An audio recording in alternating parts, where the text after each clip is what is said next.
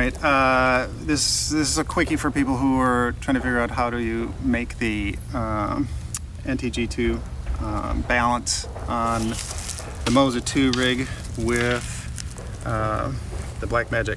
So what I do is I have always have extra Velcro. And so what I do, I've already balanced it without it. I took the cable off here so that it was balanced there, so that I've got that down.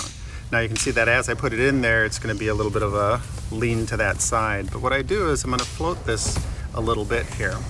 So, and you can see that even floating it, and what I mean by floating is I'm going to keep this at a level position with the machine, and we're going to see how that tilts.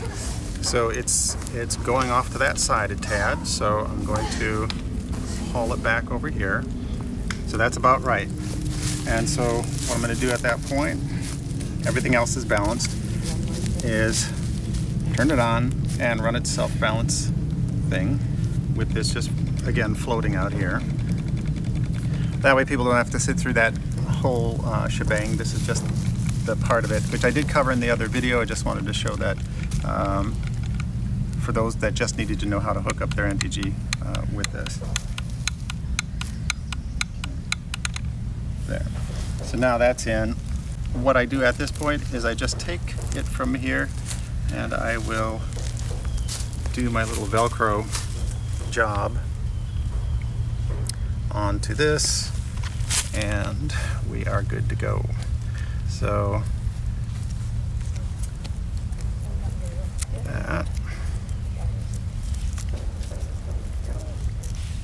and then we run it. So that's how I set that up. That's how it works really well.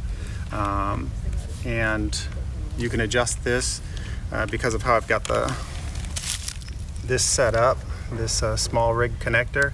I can put this however I need to, whether I need to get it closer depending on whether I've got a wide angle lens, which would mean I'd have to bring this back farther, or if I, sit there. I'm using the 12 to 60, and the 12 to 60 Panasonic works really well. It's a workhorse for me. So this I can position wherever I need to, and that's the nice thing about this small rig connector.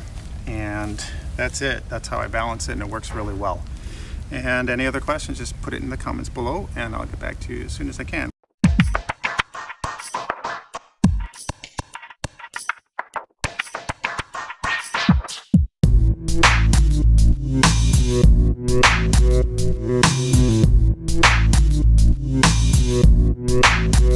Yeah.